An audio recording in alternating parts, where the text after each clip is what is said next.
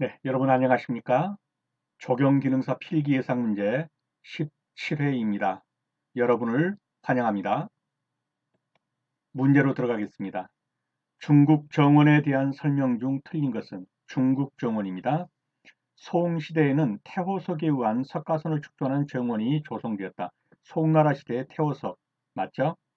한시대의 포는 금수, 금수는 뭡니까? 짐승이죠. 짐승을 기르는 곳을 말한다. 틀렸습니다. 이 포는 채소밭입니다. 채소밭.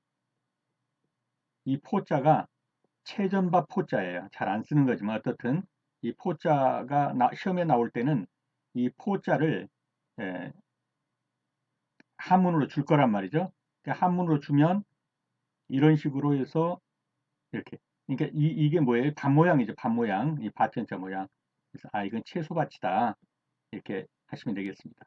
그다음에 졸정원, 유원, 사자란 등의 중국 소주 지방의 정원이다. 맞습니다.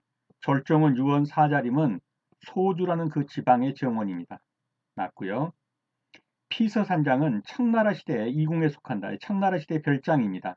맞습니다. 그래서 틀린 것은 한나라 시대의 포는 채소밭입니다. 왕궁에서 경작하던 채소밭을 포라고 했습니다. 자, 태호석 12세기 송나라 시대죠. 송나라 시대의 정원석으로 사용됐던 거, 좀 기이한 돌이죠. 태호석입니다. 피서산장, 이 피서, 더위를 피한다는 거죠. 피서 간다고 할 때. 너무 더우니까 왕도 이 피서 가가지고 피서산장에서 왕의 업무를 봤던 그 이궁 또는 피서 별궁, 그 다음에 아까 봤죠.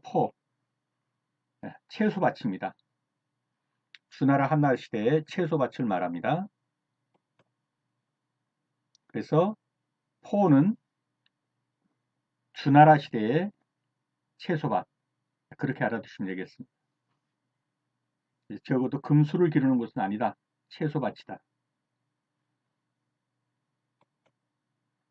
2번입니다. 적용계획의 기본과정 중 설계 발전 및 시행의 단계로서 기본계획, 기본계획에 해당하는 사항은 그러므로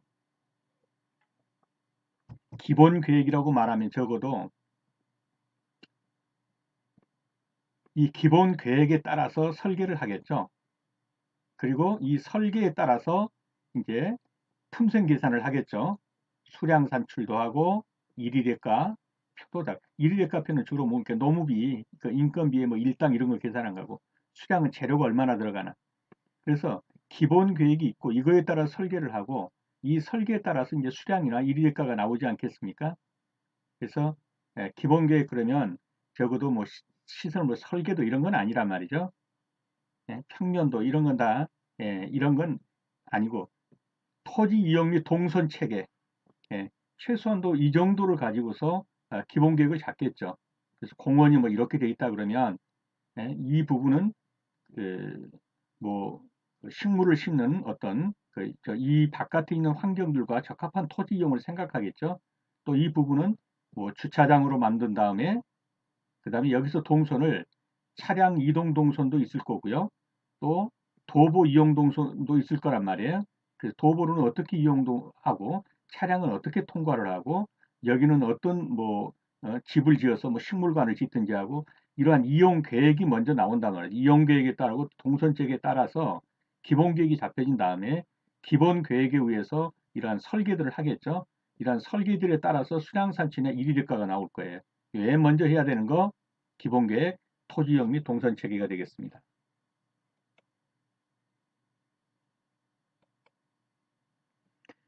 3번입니다. 고속도로의 시선 유도 식재는 어떤 목적을 갖고 있는가? 시선 유도입니다. 위치를 알려준다, 침식 방지, 속력을 줄이게 된다, 전방의 도로 형태를 알려준다. 다 그냥 눈에 보이시죠? 그렇죠. 고속도로가 있는데 이렇게 뭐 논밭이 쭉 있는데 이런 식으로 나가는데 여기에 이제 뭡니까? 가로수들이 막 이렇게 심어져 있어요. 그 멀리서 보면 다 논밭인데 도로는 잘 안 보이지만 가로수가 가는 방향을 볼 때 도로가 어떻게 뻗어 있는가를 알게 되겠죠. 이러한 도로의 전방 형태, 전방의 도로 형태를 가로수를 보고 도로가 이렇게 뻗어 나가는구나. 이렇게 알 수 있겠다. 그래서 전방의 도로 형태를 알려준다. 시선 유도 식재입니다. 고속도로의 시선 유도 식재는 전방의 도로 형태를 알려준다. 4번입니다. 동일한 녹색을 가지고 흰 종이 위에다가 이렇게, 이게 녹색이라면 이렇게 가느다란 이런 녹색과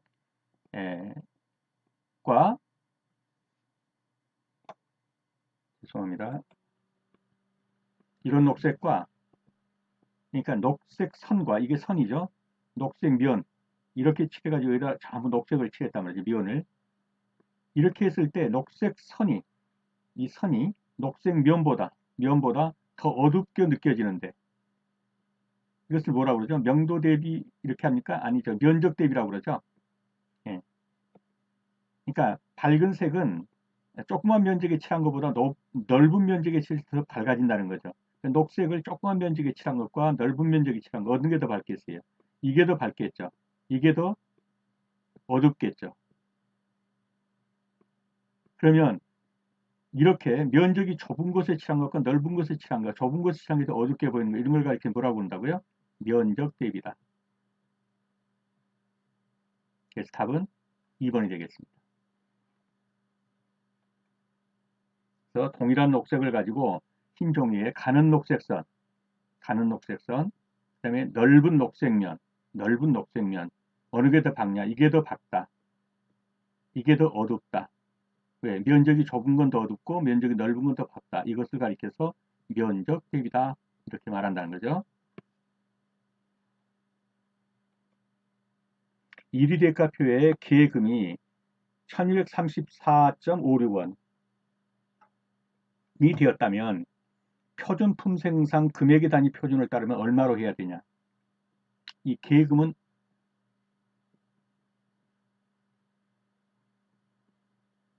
합계금. 그죠? 예. 이리대값 여러 개를 다 더했더니 이제 합계가 나왔죠. 그러면 이 품셈 계상하는 것은 어디까지 하고 이 합계금은 어디까지 하냐 하는 거예요. 우선 이 품셈 계산하는 것은 소수점 두 자리까지 하는 게 맞아요. 이것까지. 그런데 합계를 낼 때는 이제는 소수점을 끊어버리는 거예요. 그래서 이론 단위로 끊어버려요. 이런 경우에 합계금이 이렇게 나왔다 하면은 소수점 끊어버리고 1234원 이렇게 계산한단 말이에요. 계금에서는, 합계금에서는 그런 말이에요. 계금에서는. 그러니까 이 답은 1234원. 근데 뭐 3원 26전, 8원 뭐 27전 쭉 더해가지고 이게 1234원 47전 이렇게 나왔다면 품셈의 하나하나에 해당해서는 소수점 이하까지 계산하지만 합계 계산에서는 소수점을 끊어버려요. 그래서 1234원 이렇게 계산한다 하는 말이에요. 근데 여기서 계금이, 합계금이 이렇게 나왔다 그러니까 표시할 때 소수점 이하짜리는 끊어버리고 1234원이 되겠습니다. 그래서 일대격표의 계금, 즉 총액은, 합계금액은 1원까지로 한다. 1원 미만은 버린다. 6번입니다. 다음 중 2차 천의 지역이 아닌 것은 1차 천의와 2차 천의가 어떻게 다른가요? 이 천이라는 것은 뭡니까? 생태계가 어떤 모양으로 변해가는 것이죠. 천이라는 게 변해가는 거예요. 자, 1차 천의는 1차 천이냐 2차 천이냐를 구별짓는 것은 주로 뭡니까? 유기물질이에요. 유기물질. 땅 속에 있는 유기물질이 있느냐 없느냐. 유기물질이 없는 상황에서 처음 천이가 일어나는 것을 1차 천이라고 합니다.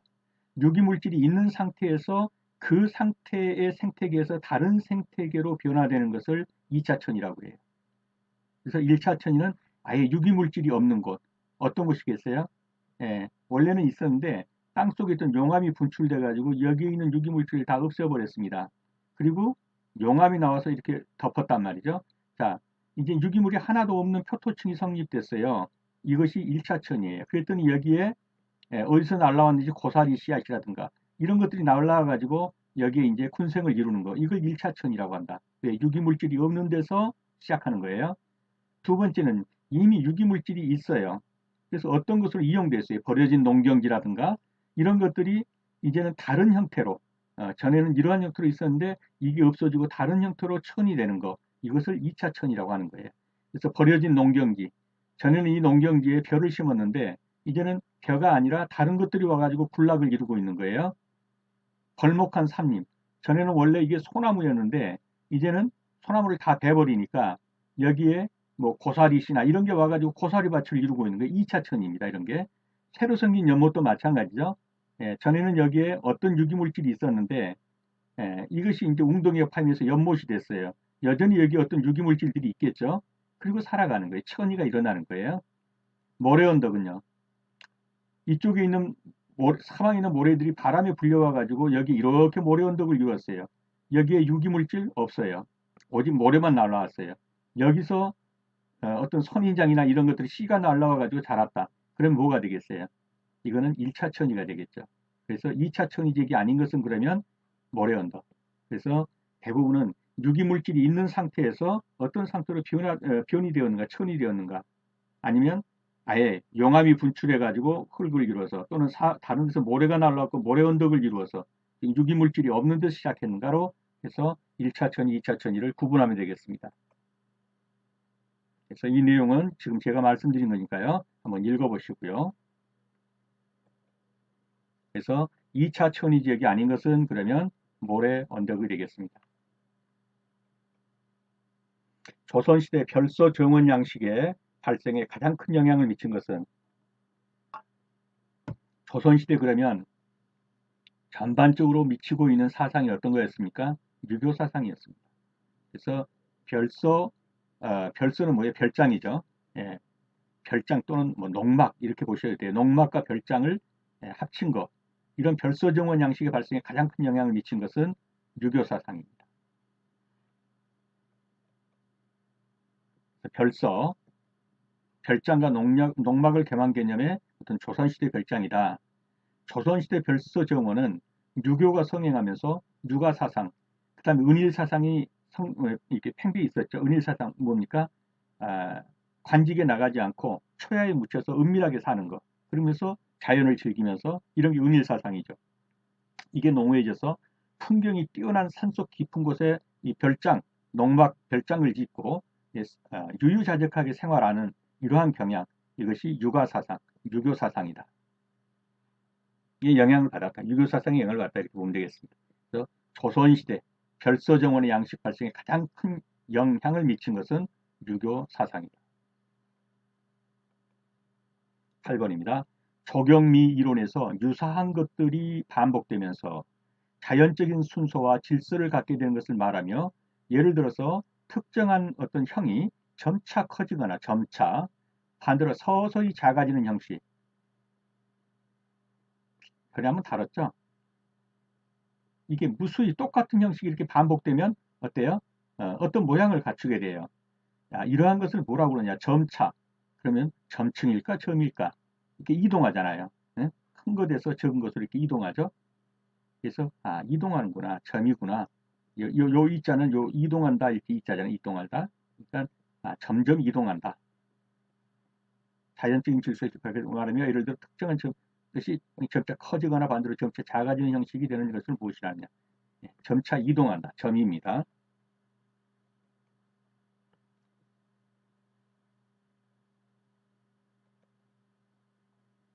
자, 보시면 점이 점차 이동하죠. 작아지는 것으로. 여기서도 보면 이 큰 것이 점차 이동하죠. 작아니까 그러면서 들어가는 느낌을 주죠. 예, 점차 이동한다. 그래서 점이라고 부르는 것.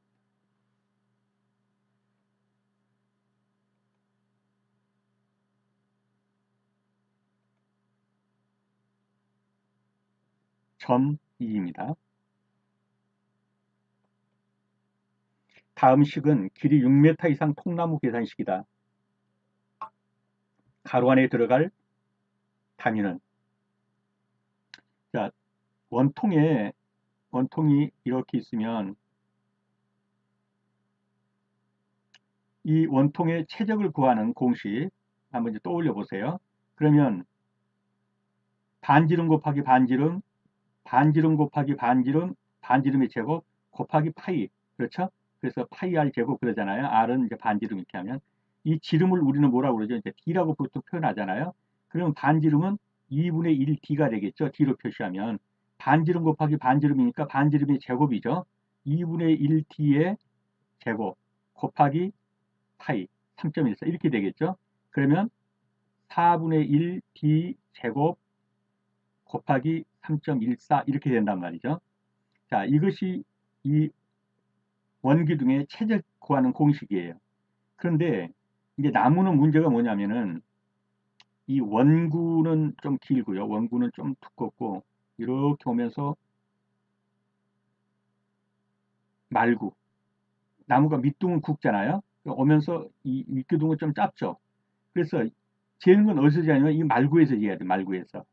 말구에서 재다 보니까 이쪽보다는 좀 더 좁죠. 그래서 좀 더 가중치를 주자. 그래서 3.14로 곱하지 말고 그냥 4로 곱해버리자. 이렇게 줘보는 거예요. 그럼 4로 곱하면 4분의 1 곱하기 4는 약분되고 없어지죠. 그럼 결국 최적은 D제곱에 최적은 D제곱에 곱하기 뭡니까 이제 최적으로 하면 높이를 하는 거야. 높이를 L이라고 해보자.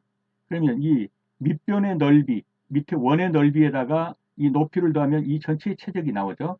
그래서 V는 D제곱 곱하기 L 이렇게 된단 말이에요. 이렇게. 예? 그러니까 왜 3.14가 아니고 4가 됐습니까? 그러면 말구는 조금 이거보다는 뭐라고 해야 돼? 지름이 좁잖아요. 그러니까 좀 더 주자 가중치를. 3.14 대신 4를 줘버리죠. 4를 주니까 약분되니까 D제곱으로 나오잖아요. 그래서 D제곱 곱하기 L 이렇게 해버리면 그냥 대략의 면적이 나올 수 있죠. 이 최적이 나올 수 있어요. 최적은 물론 몇 세제곱 평방 이렇게 표시를 하죠. 그래서 V는 D제곱 곱하기 L 이렇게 나오는데 이 길이는 L은 메타로 표시하고 이 말구의 이 센티미터 요 센티미터 요 반지름은 센티미터로 표시를 한단 말이에요. 왜 적으니까. 이걸 메타로 표시할 수는 없잖아요. 그래서 이 D제곱에 들어가는 것은 뭘로 하냐? 단위를 센티미터로 하고 이 L, 이 길이를 하는 것은 메타로 한다. 라고 하는 거예요. 그래서 D제곱은 센티미터, L은 메타로. 이해가 되셨나요? 그래서 이게 남으면 이 밑둥에 있는 걸 원구라고 그러고요. 요 윗둥에 있는 것을 말구라고 그래요. 근데 여기가 크죠. 여기는 적고 이것밖에 없어서 그림을 이걸로 가져왔는데 어떻든 그러다 보니 거꾸로 그리면 이렇게 되고 이렇게 해서 여기는 넓게 되는 이런 형식이 되겠죠. 그래서 이 반지름 곱하기 반지름을 2분의 D를 지름이라고 그러면 반지름은 2분의 1D니까 반지름 곱하기 반지름 2분의 1D 제곱 곱하기 파이 이렇게 이렇게 하고 곱하기 L 이렇게 해야 이 높이까지 해야 V가 된단 말이죠. 이 V는 계산하면 파이 대신 4를 넣자. 왜 여기가 말구가 좀 좁으니까 가중치를 둬서 그러면 없어지고 4분의 1 D제곱이니까 D제곱 곱하기 L만 나온단 말이에요. 이 L은 메타로 계산하고 D제곱 이 반경 말구의 반경은 센티미터로 계산하자 이런 말이에요. 그래서 D제곱에 들어가는 것은 센티미터고 이 L 길이에 대한 것은 메타로 계산한다. 그렇게 알아두시면 되겠습니다. 다음 중 콘크리트의 공사에 있어서 거푸집에 작용하는 콘크리트 치밥의 증가 요인이 아닌 것은 거푸집이 층간에 올라가는 거푸집이 이렇게 이제 철근이 막 이렇게 들어가 있습니다. 여기다가 콘크리트를 지어 붓습니다. 그런데 타설 속도가 빠르다는 것은 뭡니까? 아직 여기가 굳기도 전에 또 집어넣어 버린 거. 그럼 이 하중이 여기로 받아가지고 이것이 직각으로 이렇게 미칠 거란 말이에요. 이 외력적으로. 이게 작용하는 콘크리트의 측압이에요. 측압. 예. 이렇게 받치는데 이렇게 미는 거, 직각으로 미는 거. 이게 측압이란 말이에요. 이 측압이 세면 어때요? 거푸집이 무너져 버려 이제. 그러면 지금 그 광주에서 일어나는 그 아파트 붕괴 사건 그와 똑같이 되는 거죠. 그래서 일정한 공정에 이 콘크리트 밑층이 타설돼서 그 무게를 받지 않을 만큼 굳어진 다음에 또 넣고는 공정을 시켰는데 공기를 단축시키려고 더구나 겨울에는 잘 굳지도 않아요. 공기를 단축시키기 위해서 밑에가 굳어지기도 전에 응고되기도 전에 위에 부어버리면 힘이 밑으로 받아가지고 옆으로 측압으로 받기 때문에 무너진단 말이에요. 타설 속도가 빠를수록 측압은 증가합니다. 맞죠? 그 다음에 슬럼프가 클수록 이 바켓송에다가 콘크리트 지어가지고 거꾸로 부었어요. 거꾸로 부었더니 이렇게 됐죠? 자, 슬럼프가 뭐예요? 슬럼프가 옆으로 퍼지는 정도예요. 즉 묽거나 하면 옆으로 더 많이 퍼지겠죠. 그래서 부었더니 옆으로 퍼지는 걸 많으면 힘이 이렇게 받는단 말이죠. 그래서 측압이 증가하는 거예요. 클수록 측압이 증가합니다. 다짐이 많을수록 자, 이 콘크리트 부어놓고 위에서 예, 다짐기로 다져요. 누른단 말이죠. 누르면 이 누르는 힘이 이쪽으로 가면 측압이 이렇게 받겠죠. 이렇게.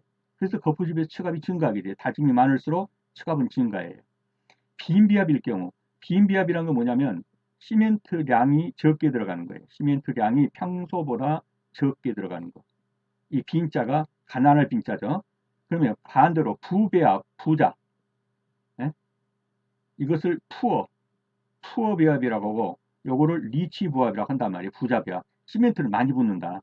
시멘트를 많이 붓게 되면 찰기가 있다고 보시면 돼요. 그래서 찰기진 것이 안고 밑으로 내리 뻗기 때문에 이 힘을 많이 받아요. 근데 빈비압이면요. 찰기가 부족하니까 이 측압은 적게 받아요.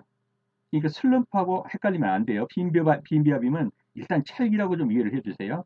그래서 이 거푸집이 물고 있으니까 이는 힘보다 올라가는 힘이 더 강해서 위쪽으로 가는 거죠. 위쪽으로. 측압보다는. 그래서 빈비압이면 어때요? 이 시멘트가 적게 들어가는 것이고 시멘트가 적게 들어가면 어떻다? 측압은 낮아진다. 시멘트가 많이 들어가서 더 찰질수록 어떻습니까?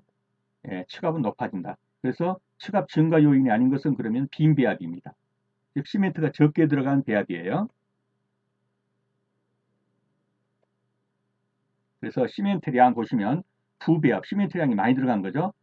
부배합으로 콘크리트를 만들면은 시멘트를 포진량보다 많이 넣는 거예요. 이렇게 많이 넣을수록 측압은 어떻다? 크다.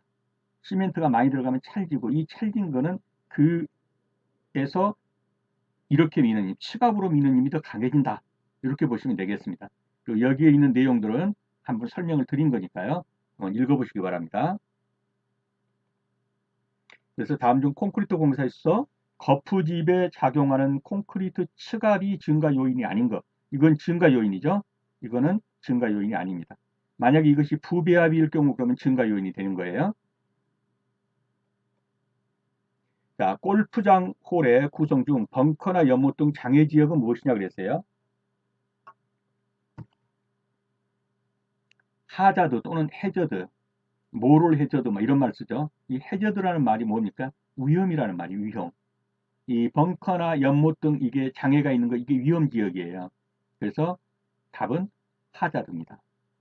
러프, 에이프런, 페어웨이 이런 문제들은 한두 문제씩 나오니까 골프장 구조를 한번 보겠습니다. 저는 일단 제가 골프를 칠 줄 모르고 자세히는 몰라요. 그래서 제가 아는 것이 완벽하지 못하니까요. 그렇게 이해해 주시고 보십시오.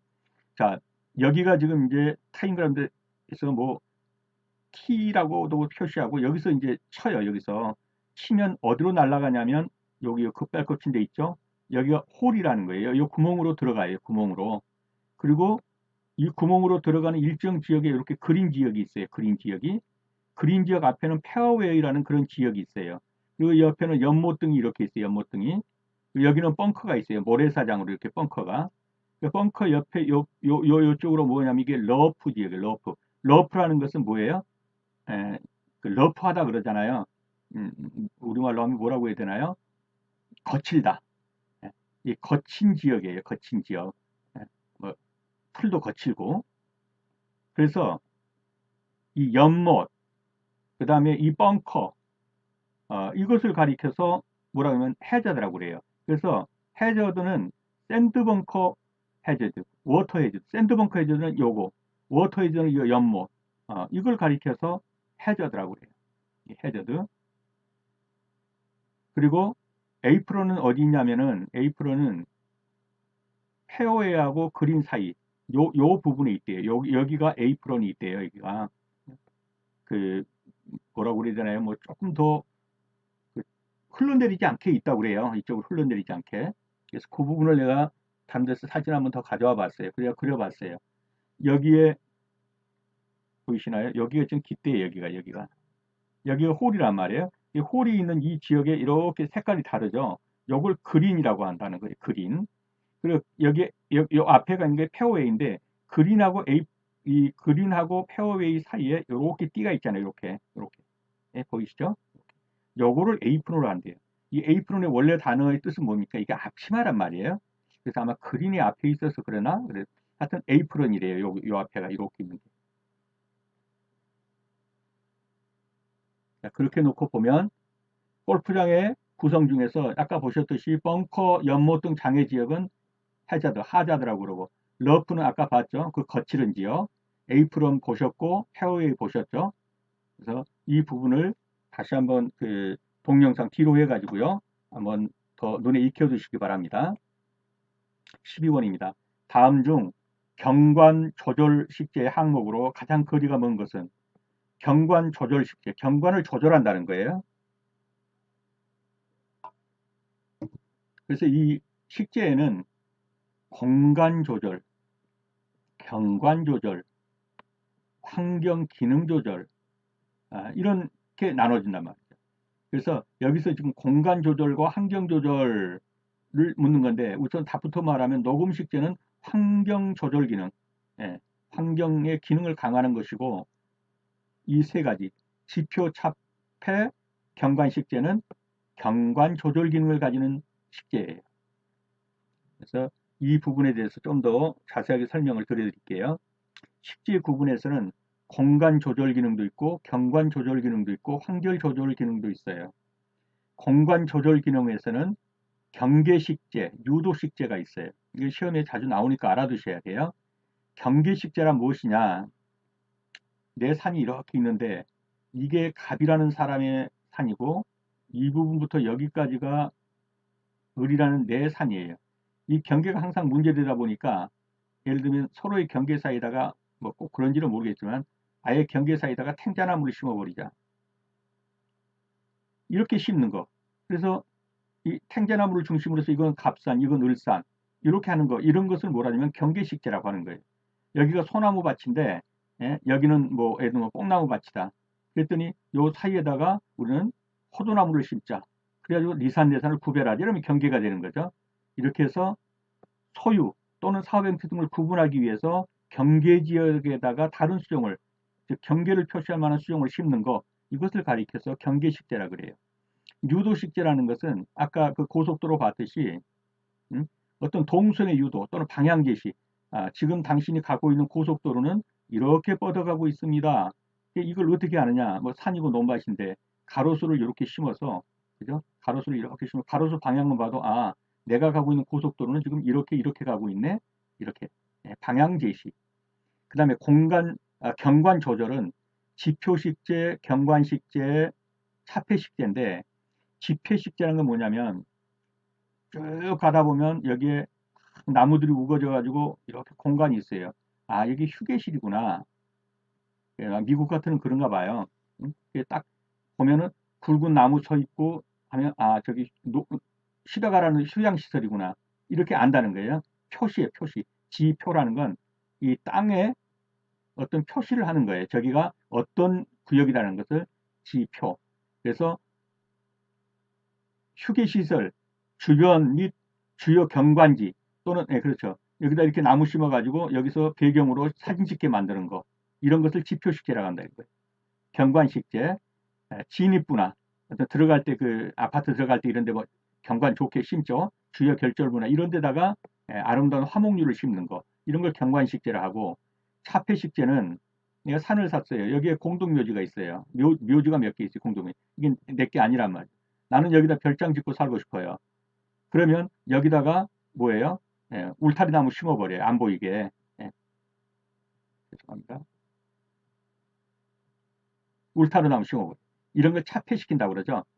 그래서 거기 흉한 곳 또는 걸어다니는 사람들이 우리 집 못 들어보게 하기 위해서 못 들여다보게 하기 위해서 울타리 심어버린 거 이걸 차폐시켜요. 가리운다 이 말이죠. 차폐. 환경 조절은 녹음식재 우거지게 만드는 거죠. 방풍, 바람을 막아주고, 눈 막아주고, 방화. 그러니까 그 예, 불 나는 것도 좀 막아주는 그런 식재가 있나 봐요. 지피 식재, 잔디를 심는다든가 이런 거죠. 이거 환결 조절 기능을 하는 것입니다. 그래서 경관 조절 식재는 이런 것이 경관 조절 식재고, 녹음 식재는 무엇이다? 환경 조절 식재다. 환경을 조절하는 거. 녹음, 방풍, 방화, 이런 것들은 환경 조절이다. 이해가 되셨나요? 명암 수능에 대한 설명으로 틀린 것은,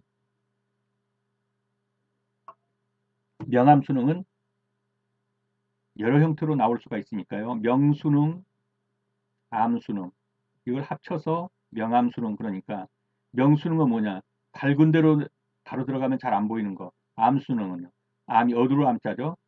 어두운 데로 바로 들어가면 잘 안 보이는 거.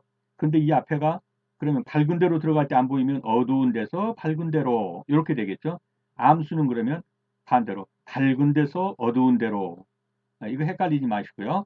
그래서 명수능, 암수능 그러면 밝을 명자죠. 밝은 데로 가니까 안 보이는 거. 그럼 그걸 역으로 어디서부터 어디로?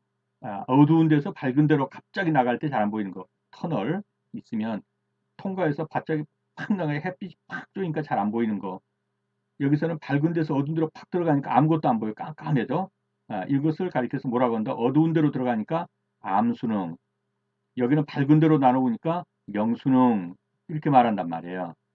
자, 어떤 것이 더 지연될까요? 이게 더 지연돼요. 밝은 데서 있다가 갑자기 안으로 들어가면 한참 동안 안 보여요. 그러나 어두운 데서 밝은 데로 나가면 조금 안 보이다 바로 보여요. 그래서 어떤 것이 더 기냐? 명수능에 비해서 암수능이 더 장시간을 필요로 해요. 적응하는 데 시간 걸린단 말이에요. 그래서 이 답은 맞는 것이고요. 자, 눈의 밝기의 수능에서 물체를 본다. 명암수능이 한다. 맞죠? 눈이 빛의 밝기의 수능에서 맑은 날 색을 본 것과 흐린 날 색을 본 것이 똑같이 느껴진다. 이것이 명수능이다. 이건 아니죠. 뭔가 흐린 데로 들어가면 더 안 보인다든가 밝은 데로 가면 더 잘 보인다든가 그래야만 어떤 수능인데 똑같이 보인다. 이것은 소위 말해서 색의 항상성이에요. 어두운 데나 밝은 데로 가나 항상 붉은색은 붉은색이라고 느끼고, 하얀색은 하얀색이라고 느끼고, 파란색은 파란색으로 느끼는 거. 그렇게 느끼는 것은 항상성 때문이에요. 항상성. 그래서 2번은 틀린 것이고요. 터널에 들어갈 때 또 나갈 때의 밝기가 급격히 변하지 않도록 명암 수능시켜야 한다. 무슨 말이냐면 여기 터널이면 이 앞에다가 이렇게 우거진 나무를 좀 심어서 그늘지게 만드는 거예요. 그래서 그늘진 데 적용을 하다가 어두운 데로 점차 들어가면 명암 수능, 암 수능 반응이 좀 더 낫겠죠. 그래서 이것을 명암식재라고 그런다. 명암 수능식재라고 한다. 이것도 맞는 거예요. 그 다음에 4번도 맞고요. 틀린 것은 2번이 되는데 이것은 항상성이라고 봐야 되고 약간은 다르죠. 흐린 날 본 거하고 밝은 날 본 거가 똑같이 느낀다면 수능이 아니겠죠. 명암 수능이. 그래서 명암 수능에 대한 설명을 틀린 것은 그러면 맑은 날 색을 본 것과 흐린 날 색을 본 것이 똑같이 같이 느껴지는 것이 명수능이다 하는 것이 틀린 거예요. 이거는 명수능이나 암수능이 아니라 색의 항상성 때문이다. 그렇게 보시면 되겠습니다. 시공관리의 3대 목적이 아닌 것은 시공관리의 3대 목적. 시공관리할 때 일반적으로 어떻습니까? 가장 싼 값에 가장 좋은 품질을 만들어내면 최고의 목적이 되겠죠. 가장 싼 값에 가장 최고의 물건. 이게 모든 경영자들이 추구하는 이윤 추구의 원리입니다. 그런데 품질관인데 싼 값에 최소의 경비로 최고의 품질을 만드는 것이 목적인데 이 최고의 품질을 만드는데 건축에 있어서만큼은 달라요. 이런 최고의 품질을 만들려면 일정한 공정을 거쳐야 돼요. 이 공정에는 순서적 공정도 있을 수 있고 시간적 공정도 있을 수가 있어요. 아까 우리가 봤지만 1차 콘크리트 타설 들어가고 일정한 시간을 보낸 다음에 2차 콘크리트 타설이 들어간다든가 이렇게 해서 이것이 굳어진 다음에 새로게 들어가야 여기에 치갑이 적게 돼서 거푸집이 안 무너진다든가 이런 시공이 있단 말이에요. 또는 순서에 있어서도 무슨 철근 작업이 들어간 다음에 그 다음에 전기 배선 작업이 들어가고 또 뭐 이후에 무슨 작업이 이런 시공 관리가 있단 말이에요. 공정 관리가. 이런 것을 거쳐야만 품질이 보장된다고요. 그래서 원가 관리, 품질 관리가 최소의 비용으로 최고의 품질을 만드는 것인데 이러한 최고의 품질을 만들려면 거쳐야 되는 어떤 공정이 있어요. 공정. 공정 관리를 해줘야 돼요. 그래서 이것이 3대 목표에 들어가요. 노무 관리는요. 이거 원가 관리 중에 하나잖아요. 원가 관리. 그죠? 관리에서는 노무 관리, 재료 관리, 노무 관리. 그렇죠? 재료 관리는 노무 관리는 다 뭐예요? 원가 관리예요. 그래서 2번은 틀린 것이고 원가 관리, 품질 관리, 공정 관리가 3대 목적이다. 다음 중 9월 중순에서 10월 중순에 성숙된 열매색이 흑색인 거. 이거 알고 계시죠? 흑색. 그렇죠. 생강나무죠. 자, 생강나무 흑색입니다. 마가목 빨갛고요. 눈여겨봐 주시고요. 남천 빨갛죠. 네, 눈도장 찍어두세요. 그래서 흑색 생강나무. 토건과 관련된 설명을 틀린 것은 흙을 버리는 장소. 토치장 아니죠. 토치장은 취한다는 말이죠. 예, 흙을 씻거나 그렇죠. 취하는 장소가 토치장이고 버리는 장소는요. 사토장. 버릴 사자를 쓰죠. 수중의 밑바닥에 쌓인 모래나 암석의 굴착을 파내는 거죠. 준설. 예, 그 강이나 이런 데서 모래 파내고 이런 걸 준설이라고 하죠. 맞습니다. 제방을 쌓는 거 축제라고 그러죠. 맞죠? 벼랑 끝. 이걸 비탈기슭이라고 한다. 맞습니다. 그래서 틀리는 것은요. 흙을 버리는 장소를 사토장, 흙을 취하는 장소를 토치장. 그래서 흙을 채취하는 장소 토치장, 흙을 버리는 장소 버릴 사자 써서 사토장.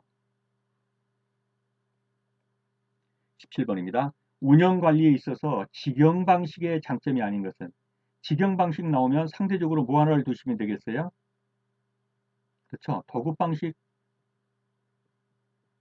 반대 개정으로 두게 되겠죠. 도급 방식은 다른 회사에게 그 일 자체를 맡겨버리는 거예요. 직영 방식은 내가 직원들 둬가지고 적용 관리하고 도로 관리하고 이게 직영 방식이에요. 자, 관리 책임이나 책임 소재가 명확하다. 뭐가요? 직영 방식이 왜요? 도급 방식은 B라는 회사에게 도급을 줘가지고 네 책임이냐 내 책임이냐. 근데 직영 방식은 오로지 내 책임이에요. 그래서 책임 소재는 명확하죠. 다른 사람이 개입이 없으니까 오로지 내 책임일 뿐이에요. 인건비 전략이 가능하다? 틀렸죠. 예, 내가 직원 두고 쓰기 때문에 일이 없어도 직원 월급은 나가야 돼요. 인건비가 과중하게 되죠. 관리 시스템을 정확히 파악할 수 있다. 맞죠? 왜냐면 매일 직원 시켜서 아침마다 저녁마다 순회시키면서 보도블록 빠진 거 없나 봐라. 이러니까 정확하게 파악할 수 있겠죠. 근데 외주를 주면 이 사람들이 매일 와서 하나요? 이 도급회사가 외주회사가 안 오죠. 뭐 한 일주일 만에 한 번씩 온다든가. 그래서 정확하게 파악할 때 이건 직영이 파악할 수 있는 거죠. 이용자에게 양질의 서비스가 가능하다. 맞죠? 직영이기 때문에 보도부로 5개 까졌다. 당장 직원 시켜서 가라. 이러면 돼요. 근데 외주 줬어요.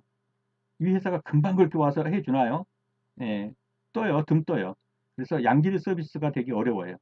그래서 직영 방식은 이러한 것들 한번 이제 생각을 해보세요. 그러면 아 인건비는 내 직원 두고 하기 때문에 많이 든다. 그래서 정답은 2번이 되겠습니다. 그래서 운영 관리에 있어서 직영 방식의 단점이 아닌 것은 그러면 인건비 전략 아니다. 인건비가 과다하게 든다.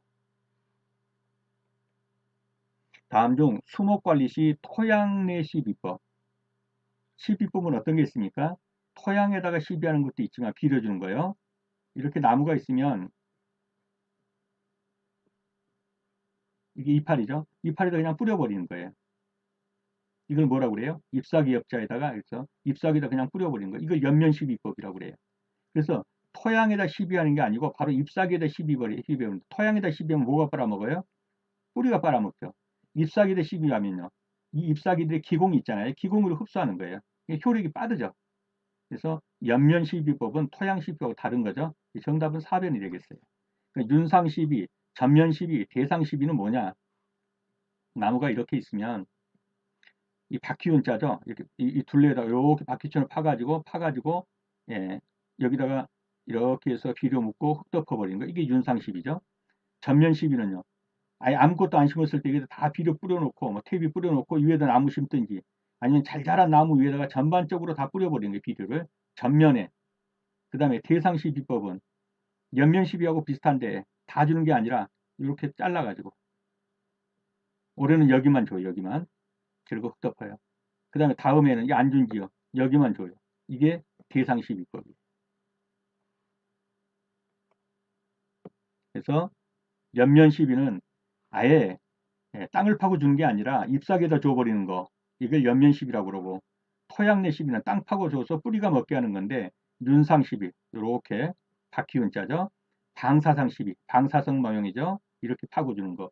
대상 시비 이거하고 비슷한데 이렇게 토막내서 올해는 여기다만 주고 내년엔 여기다 주고 산상 시비 울타리가 있으면 이렇게 선을 잘라서 여기다가 일괄해서 다 줘버리는 거. 울타리 있으면 선상 시비 천공 시비 이렇게 구멍 파가지고 잔뿌리가 많은데 구멍 파가지고 주는 거. 이것은 천공 시비. 천공이 구멍이란 말이죠. 그래서 토양내 시비법이 이거는 토양내 뿌리가 먹게 하는 것이고 이거는 바로 옆 입에다 때리는 것이고요. 아닌 것은 그러면 답은 4번이 되겠습니다. 오동나무 빗자루병은 월동 방법으로 가장 적당한 거. 오동나무 빗자루병은 뭡니까? 파이토플라즈마죠. 이게 어떻게 그 월동을 하냐면 그 병균이 기주 이 머무르는 장소에 그 체내에 잠재해서 월동을 해요. 이게 잣나무 털럭병도 똑같죠. 송이풀에 들어가서 월동을 하고 이쪽도 그 곤충이죠. 그 곤충 속에 들어가서 월동을 해요. 그래서 잣나무 털럭병은 송이풀 까치밥나무에 오동나무 비창 파이토플라스마 이거는 담비장님 놀이인재, 썩떡나무 놀이인재 이런 그 체내에 들어가서 기주의 체내에서 월동해요. 그래서 월동한다라는 게 대표적인 게 잣나무 털럭병하고 오동나무 빗자루병 이건 꼭 암기를 해두셔야 돼요. 잣나무 털럭병과 오동나무 빗자루병군은 기주의 체내에 잠재해서 월동한다.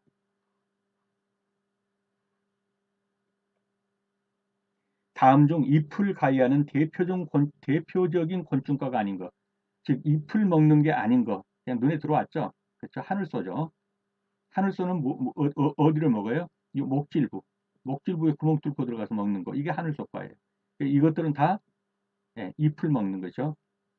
솔로방 잎벌과 총체벌레과, 굴라방과.